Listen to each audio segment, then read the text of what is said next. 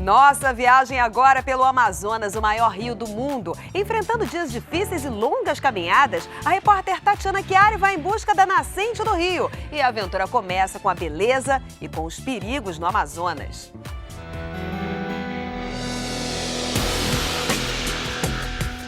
Rio Amazonas, um dos mais importantes do mundo. Tudo aqui é gigantesco.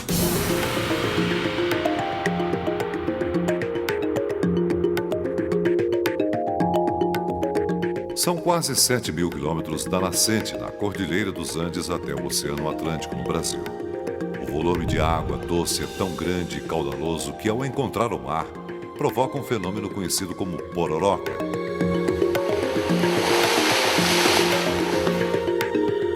Durante as luas nova e cheia, o choque do rio com o mar é assim.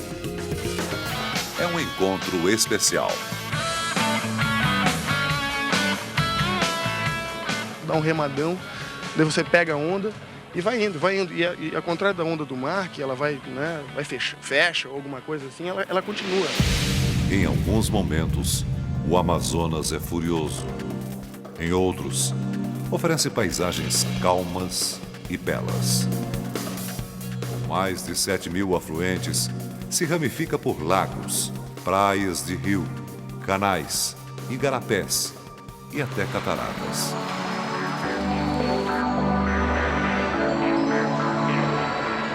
Por onde passa, interliga fauna e flora com as populações ribeirinhas. Gente simples, na maioria das vezes, pobre e sofrida. Pessoas que dependem dessas águas para sobreviver. O que tem aqui para comer? Só farinha de mandioca? Só. E o peixe? Só o peixe. A riqueza da maior floresta do planeta que margeia o rio atrai quadrilhas de criminosos. Animais são contrabandeados, pequenos no tamanho, mas grandes nos lucros que trazem a biopirataria.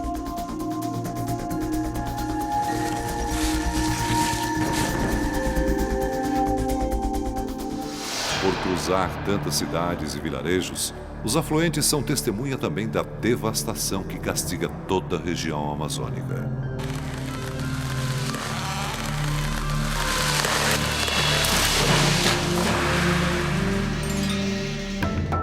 E do isolamento dos povos como os que vivem na chamada Terra do Meio. Pessoas que passam dias num barco até a cidade mais próxima. O Rio Amazonas abriga os dois maiores arquipélagos fluviais do mundo, Mariuá e Anavilhanas. No Brasil, nasce com o nome de Solimões. Perto de Manaus encontra o Rio Negro, seu principal afluente, e proporciona um outro belo espetáculo. Por 1.500 quilômetros, as águas dos dois rios correm lado a lado sem se misturar. Por aqui, os reinos animal e vegetal também têm exemplares de dimensões gigantescas. É o caso da anaconda, também conhecida por sucuri, uma serpente que pode engolir tranquilamente um grande crocodilo.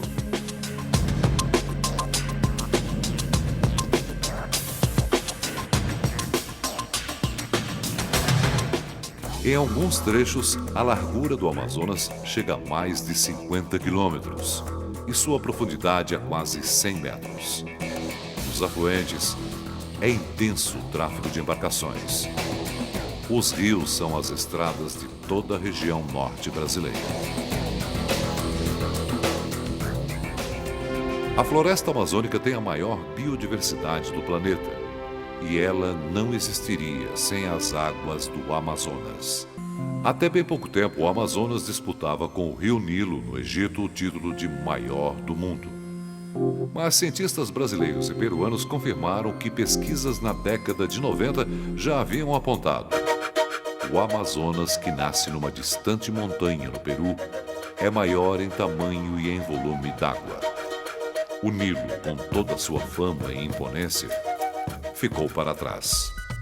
Para chegar a essa conclusão, os cientistas fizeram uma série de estudos e medições nas quebradas, como são chamados os vales profundos dos Andes peruanos. Nossa expedição vai até o berçário do Amazonas, descobrir que o rio nasce peruano, mas cresce e amadurece brasileiro. Nosso voo partiu de São Paulo rumo a Lima, a capital do Peru, e de lá para Cusco. Para quem se prepara para dias de caminhada ao ar livre, a paisagem inóspita até assusta. Cusco foi o mais importante centro administrativo e cultural do Império Inca. Os povos incas dominaram grande parte da América Latina, do norte do Equador ao Chile, incluindo todo o Peru, por mais de 300 anos. O poder inca só foi barrado pela invasão dos colonizadores espanhóis, em 1533. Para nós, ela será ponto de partida para inúmeras aventuras. Aventuras que começam já no centro da cidade, no mercado de São Pedro.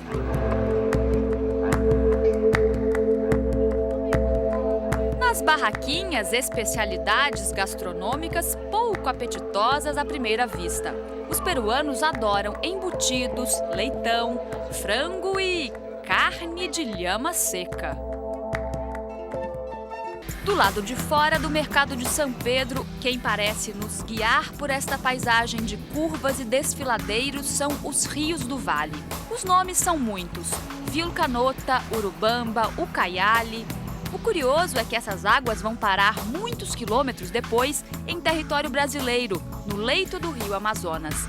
São essas primeiras corredeiras peruanas que fornecem a água para o rio que vai desaguar no Atlântico quase 7.000 quilômetros depois.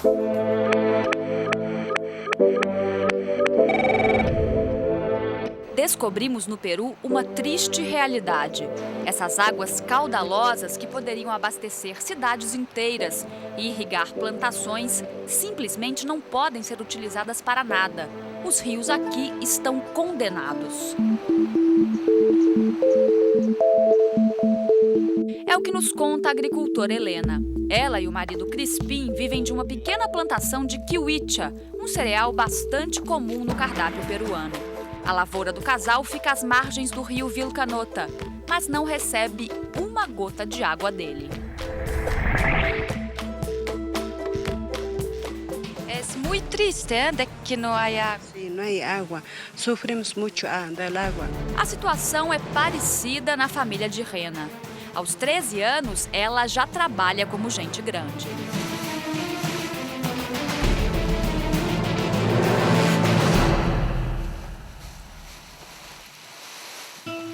Carrega pesados feixes de feno.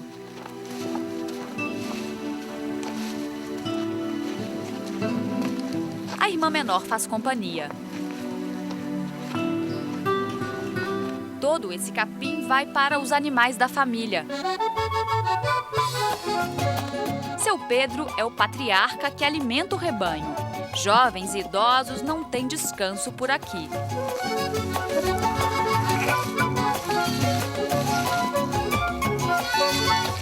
No dia da nossa visita, nasceu mais uma ovelha. Muchacha, muchacha morena y tierna.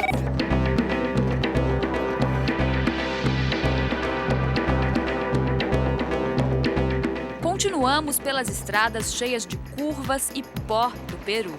Nosso destino é a cidade de Ollantaytambo, ainda na região do Vale Sagrado. Populações incas e pré-incas já tratavam a água como tesouro. Toda a arquitetura da cidade de Ollantaytambo, por exemplo, parece prestar reverência a ela. São os canais de água que, além de dar a cara, criam a trilha sonora da cidade.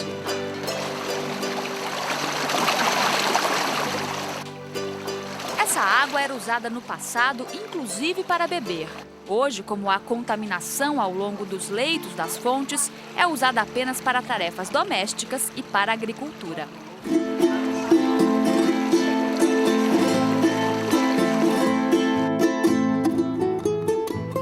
Toda casa aqui de Ollantaytambo que tem um plástico vermelho assim na porta, significa que aqui tem chicha. Chicha é uma cerveja peruana feita artesanalmente de milho é simplesmente milho fermentado. E nós vamos ver aqui como é que é a bebida, como é a produção. Olá!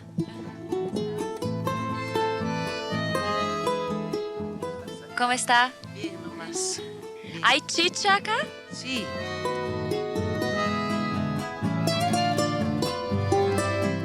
Não há nenhum tipo de álcool, é realmente só milho fermentado. Vou experimentar.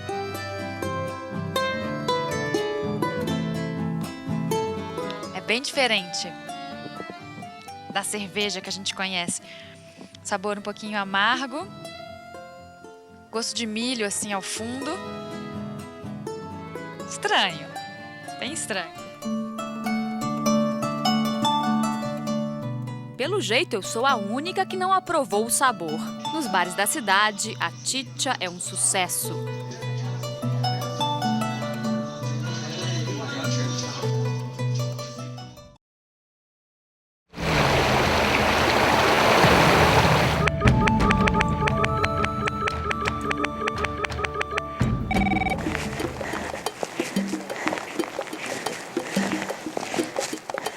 Uma das etapas mais importantes da subida a uma montanha é a aclimatação. É preparar o corpo para uma subida. É isso que a gente está fazendo aqui na trilha Inca que leva à cidade de Machu Picchu. Nós estamos a mais ou menos 2.400 metros. Isso é metade do que a gente vai chegar lá no Nevado Mismi, na nascente do Amazonas. Mas o corpo precisa se acostumar aos poucos com a altitude, com a baixa pressão, com a falta de oxigênio. E hoje nós temos um ingrediente especial. Muita chuva, uma mochila pesada. Então, vamos seguir caminhando. É difícil preparar o corpo.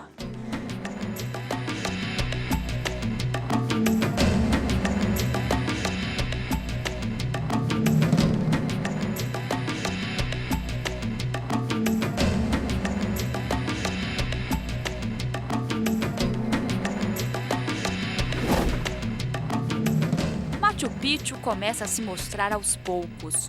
É como se as nuvens também quisessem proteger a cidade pensada para não ser encontrada. Machu Picchu ficou abandonada sem ser descoberta por quase 400 anos. Quando os incas saíram daqui por volta do ano 1540, avisados de que os espanhóis se aproximavam, eles trataram de queimar as pontes e os caminhos que ligavam a cidade a outras localidades. Até que em 1911, um explorador americano que já tinha ouvido histórias do lugar e guiado por um menino de 11 anos que morava na região, descobriu Machu Picchu. Dá para imaginar a surpresa dele ao se deparar com esta paisagem.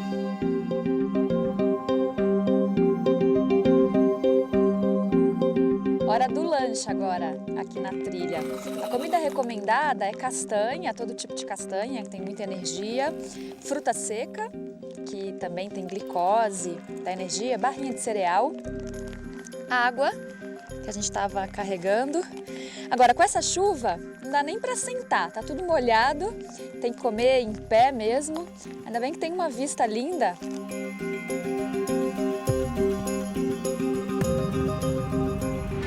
Para nossa sorte, o dia seguinte amanheceu com menos nuvens e seco. Machu Picchu significa montanha velha, e na montanha que dá nome à cidade, brota a fonte de água que abastecia o lugar.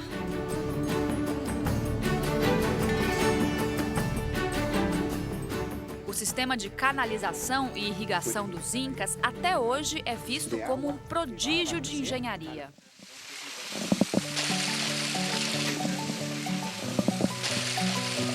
Alguns detalhes da arquitetura inca são realmente impressionantes. A gente pode ver aqui uma pedra. Todo esse bloco é de apenas uma pedra.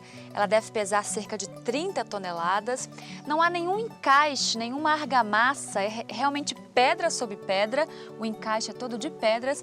E um detalhe curioso, ela faz 32 ângulos com as outras pedras no encaixe.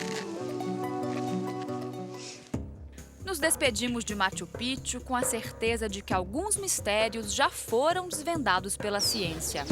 Outros continuarão para sempre preservados pelas pedras e pelas nuvens que insistem em emprestar à cidade o clima de desconhecido.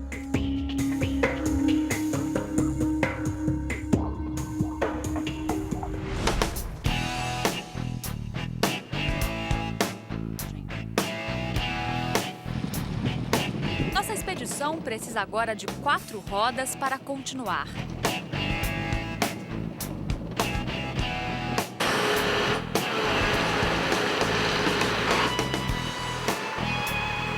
As obras na pista impõem muita paciência aos motoristas, mas as próprias condições da estrada exigem prudência.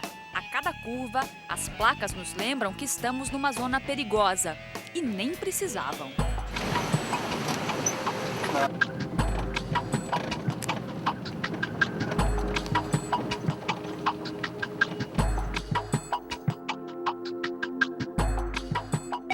Nesse sítio encontramos Dona Segundina. Aos 64 anos, ela ainda cuida dos animais, da plantação de chá e café da pequena propriedade. Também toma conta do neto, enquanto o filho e a nora trabalham na lavoura. São tantos afazeres que, por alguns instantes, ela esquece o nome do garoto. Como se chama ele? Esqueceu. Esqueceu o nome do neto. Em Quijabamba, as colheitas de chá, café e cacau são as principais atividades econômicas de uma população empobrecida. Trabalho que exige muito e rende pouco. A cada 2 quilos de folha de chá, ela recebe da fábrica $1, que é menos de R$1. A lavradora lamenta que a região onde nasceu e viveu toda a vida esteja tão carente de empregos e sonha com a vinda de estrangeiros com dinheiro no bolso.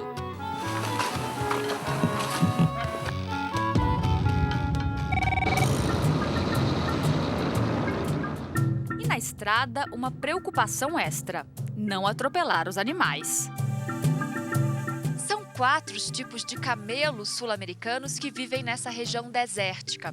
A lhama e a alpaca são domesticadas. O guanaco e a vicunha são animais selvagens. Por isso é tão raro a gente presenciar uma cena como essa aqui, que a gente vê da estrada. A princípio, eles se parecem muito, mas com o tempo vamos aprendendo a diferenciar uma espécie da outra. As lhamas são maiores e têm a cara mais fina. O pelo é mais áspero que o das alpacas. As vicunhas têm um pelo macio e muito valorizado porque são animais selvagens. Ao contrário das lhamas e alpacas, não podem ser domesticadas e são vistas normalmente em paisagens áridas e no alto das montanhas. E nós paramos aqui nesse ponto da estrada porque eu tô curiosa para tocar o pelo. Mas nos disseram que elas são muito ariscas, então eu preciso ir um pouquinho rápido.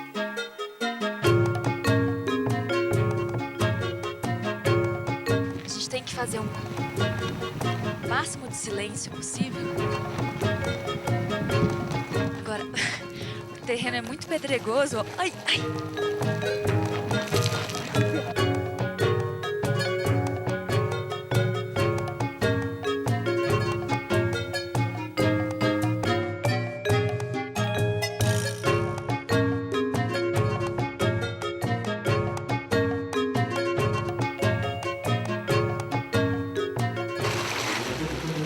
Rápidas.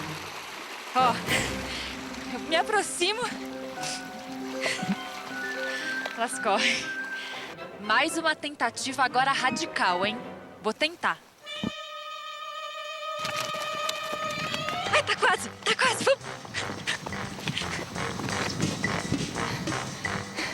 Elas são bem mais rápidas que eu. Não tem jeito, não. Lhamas e alpacas parecem entediadas com a minha perseguição. Já devem ter percebido que nessa altitude eu não tenho a menor chance.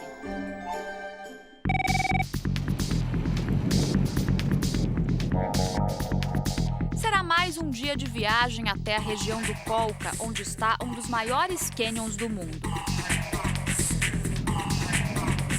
antes uma parada na cidade de Chivay. Aqui vamos dormir a 3.600 metros de altitude. A aclimatação continua. Quando ouvimos falar de Canyon, normalmente nos vem à cabeça o Grand Canyon dos Estados Unidos. Mas o Colca, aqui no Peru, é 2 vezes maior do que o colega americano.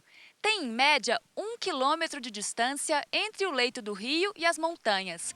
Mas neste trecho aqui onde nós estamos, a distância é de mais de 3 quilômetros. Não é à toa que o Colca é considerado uma das mais belas paisagens do país. Nosso anfitrião é o condor, uma ave de rapina só identificada em 2 lugares do mundo. Na Califórnia, nos Estados Unidos e nessas montanhas. O parente californiano é um pouco menor. Inicialmente, são os animais jovens que aparecem. Para nós, é um dia de sorte. Não é todo dia que a ave símbolo dos Andes oferece um espetáculo como esse. Em alguns momentos, se vêem 4 deles na mesma imagem. Os maiores chegam a ter mais de 3 metros de comprimento de uma ponta à outra da asa. Parecem planadores. Ou os planadores é que se inspiraram neles? É um balé acima de rochedos, onde só um alpinista experiente poderia chegar com muito sacrifício. Mas o condor fez dos penhascos a sua casa. Sem nenhum esforço. Uma águia faz uma aparição rápida e logo devolve o céu ao seu verdadeiro dono.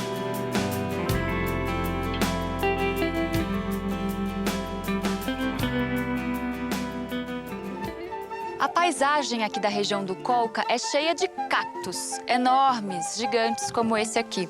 E a gente estava andando pela estrada e encontramos a Miriam descascando a fruta do cactus. Miriam mostra habilidade com a faca. A fruta no cactus ela é assim, ó. O nome é sancaio, cheia de espinhos. A Miriam estava aqui cuidadosamente tirando os espinhos. Posso provar? Experimentar? Se lo saca com um cuchillito das espinas para um lado. Então ela está falando que com uma faquinha, Sim. a gente retira os espinhos todos para um lado só.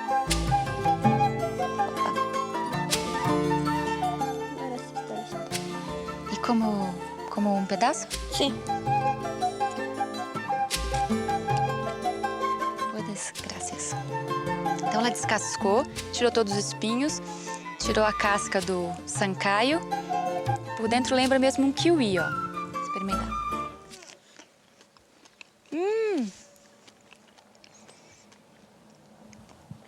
Muito azedo.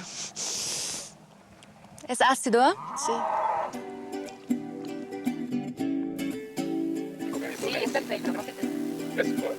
A recompensa vem logo depois. Nós paramos aqui em outro ponto da estrada porque a gente encontrou outra variedade de fruta de cactus, que é a tuna. Esse mais vermelhinho aqui, ó. Ela já tem bastante habilidade, ó, então ela pega com o espinho mesmo.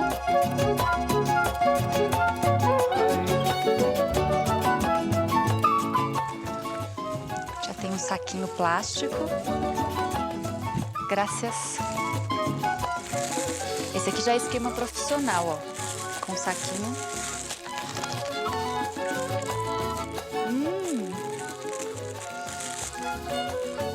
Esse é bem mais doce. Muito bom. Para a próxima etapa da viagem, teremos que reforçar a equipe e a bagagem. E todo mundo, acredite, vai ter que caber no carro.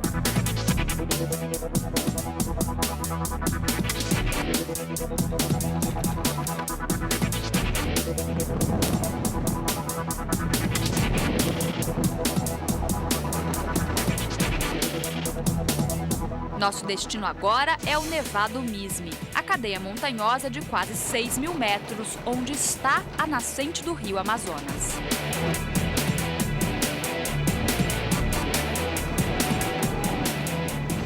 nós vamos subindo pela estrada, a paisagem muda completamente. A vegetação fica mais rala e também mais baixa e a gente pode ver cada vez menos casas, menos habitações. É que nós estamos a quase 4.000 metros e as condições de vida aqui já são bastante difíceis. O ar é mais rarefeito, a pressão também é mais baixa, então poucas pessoas se aventuram a viver nessa altitude.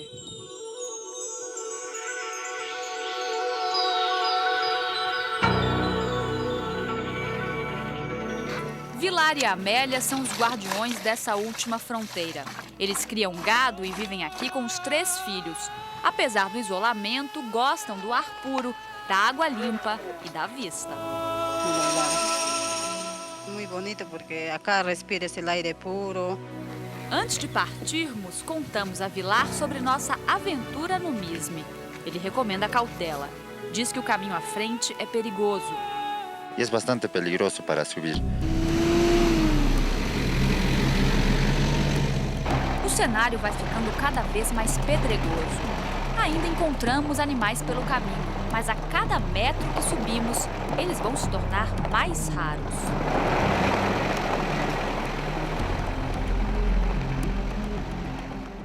Este é o ponto final do carro. O 4x4 nos deixou aqui, ele não pode prosseguir e nós estamos aqui com as nossas bagagens esperando o carregador que vai nos ajudar a subir até o Misme, que já está ali atrás, ó. Ele vem, o carregador vem com algumas mulas para nos ajudar a levar a bagagem. Mais de 300 quilos de equipamento serão transportados pelos animais.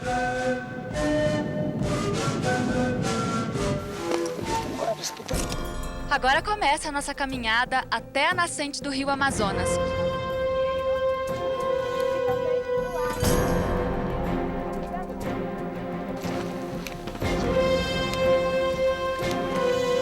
Toda essa região onde estamos caminhando era um vale glacial há milhares de anos. Quando as geleiras recuaram, deixaram para trás um amontoado de pedras. Caminhar por aqui é um suplício para os pés e os joelhos. Nosso guia Carlos explica que a partir dos 3.500 metros pode ocorrer o soroche, um mal-estar provocado pela falta de oxigênio que mistura dor de cabeça, náusea e perda do apetite. Quando todos esses sintomas aparecem juntos, é preciso interromper a caminhada e voltar. O ar rarefeito afeta todas as formas de vida e começa a provocar a ausência delas. Essa planta de aparência estranha é a iareta. Não se vê em altitudes menores. É como se estivéssemos entrando em outro planeta, num mundo à parte com leis próprias. Para sobreviver, é preciso se adaptar. Uma das recomendações mais importantes é beber bastante água.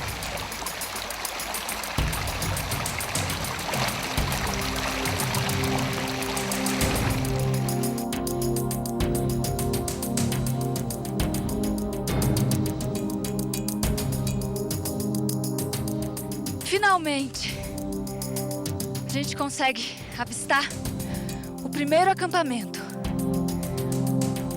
O carregador e o cozinheiro vão sempre antes, com os burrinhos, para montar a cozinha e começar a preparar o nosso jantar, no caso.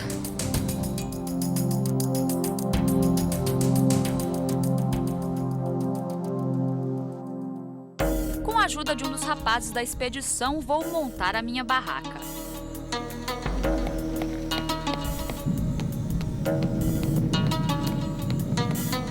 Carlos explica que é fundamental a colocação de isolantes térmicos no chão da barraca. Do contrário, morreríamos de frio. Las colchonetas son como aislantes que protegen del frío del piso. Es muy cómodo, es mejor que el Sheraton. Vas a ver.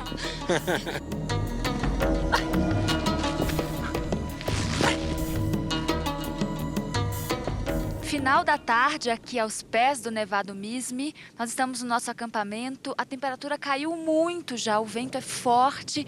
Todo mundo fica olhando para aquela barraca ali.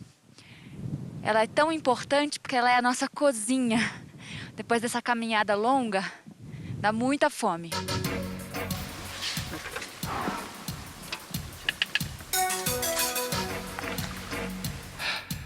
São 7 da noite, tá muito frio lá fora e depois disso aqui é tentar dormir mesmo. Ui! Frio!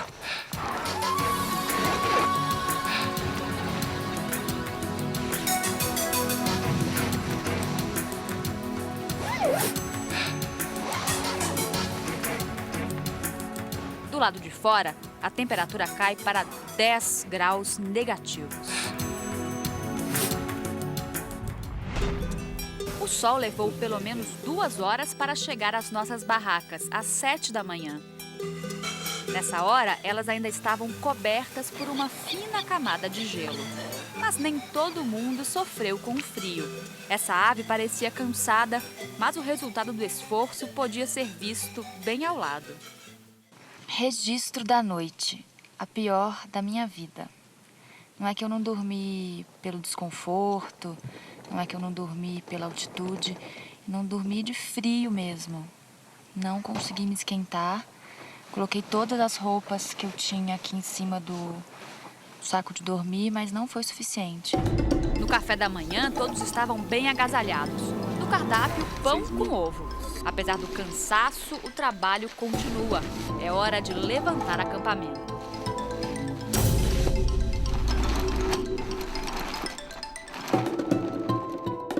Nós começamos agora o nosso segundo dia de caminhada até a nascente do Amazonas.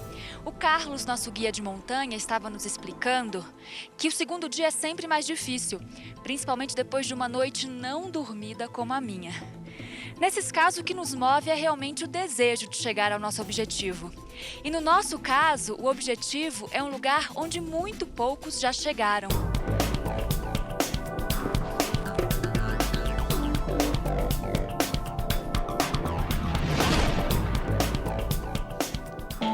Parece uma miragem, mas a imagem é verdadeira. Um pastor conduz o seu rebanho. Nessa altitude, nesse frio, é um teste severo aos limites do ser humano. Chega a ser irônico que o rio que forma a maior bacia hidrográfica do mundo, que alimenta a maior floresta tropical do planeta, nasça num lugar tão seco. Olha essa paisagem.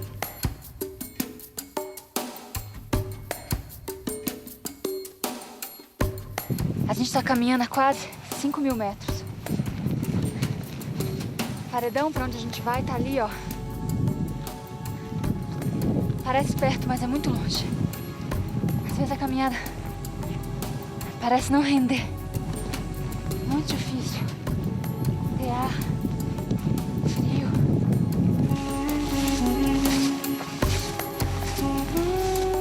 O último trecho da caminhada é de 10 quilômetros. Mas a altitude faz o percurso parecer muito maior.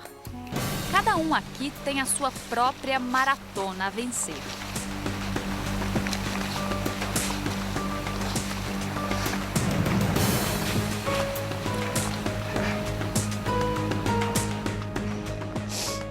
Quero um banheiro, quero uma caminha quente, quero um chuveiro, quero um cobertor, não aguento mais sentir frio, sentir fome. Cansaço, quero voltar para casa.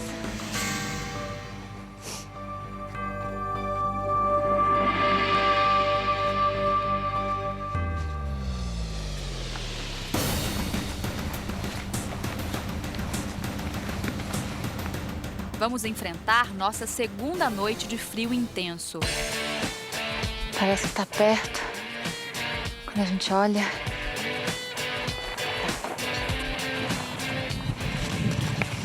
nossos movimentos estão bem mais lentos.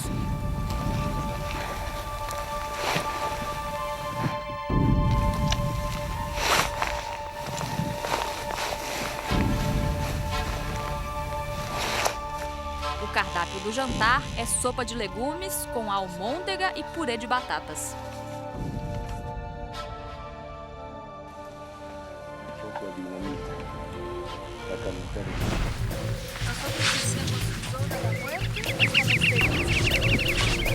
Às séculos se sabe que o rio Amazonas começa aqui na região dos Andes peruanos, mas por muito tempo se acreditou que o local exato da nascente era outro, a cerca de 90 quilômetros daqui. No ano 2000, uma equipe de profissionais de 5 países com equipamento de ponta fez a descoberta. O rio nasce na quebrada Carrua Santa. Olha, eu confesso que em muitos momentos dá vontade de desistir, principalmente nesse friozinho da manhã. Mas ainda não chegamos. De repente, tudo começa a parecer um desafio. No riacho, a água corre entre molduras de gelo. As estalactites parecem lanças apontadas contra o rio. Nós estamos entrando agora na Zona da Morte, que é a região das montanhas que está acima dos 5.000 metros. Ela tem esse nome porque as condições aqui são tão extremas que nosso organismo passa a gastar mais energia do que a gente consegue consumir.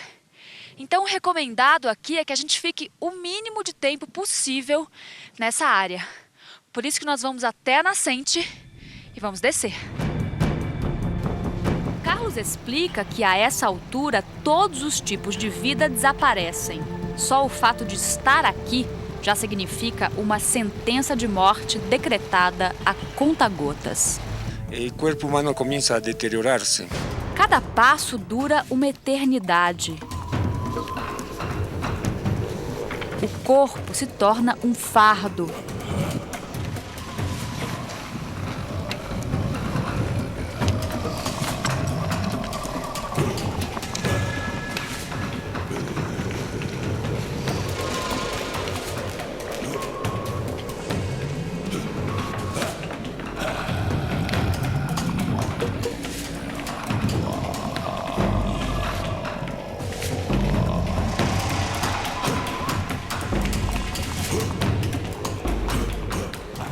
A todo momento é preciso parar.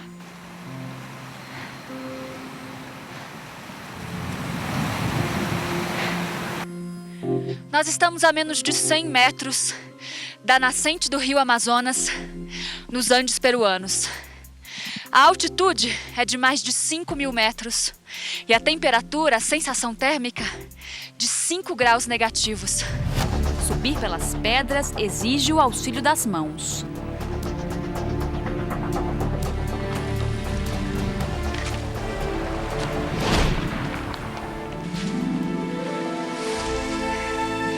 Eu mal posso acreditar. É aqui que nasce o rio Amazonas. Eu nem acredito que a gente chegou. Tô muito cansada. Quero beber essa água, claro. Vou lá.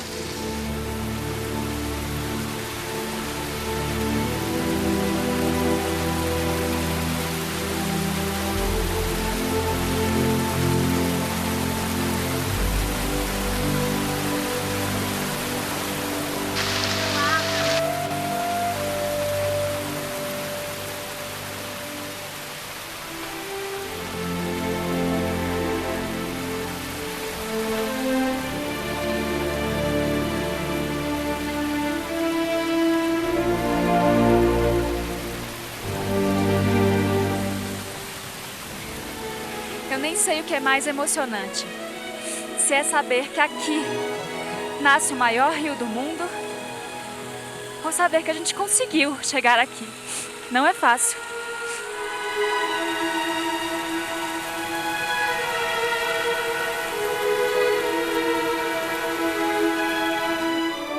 Ganho um abraço do guia, mas a recompensa maior parece vir da própria montanha.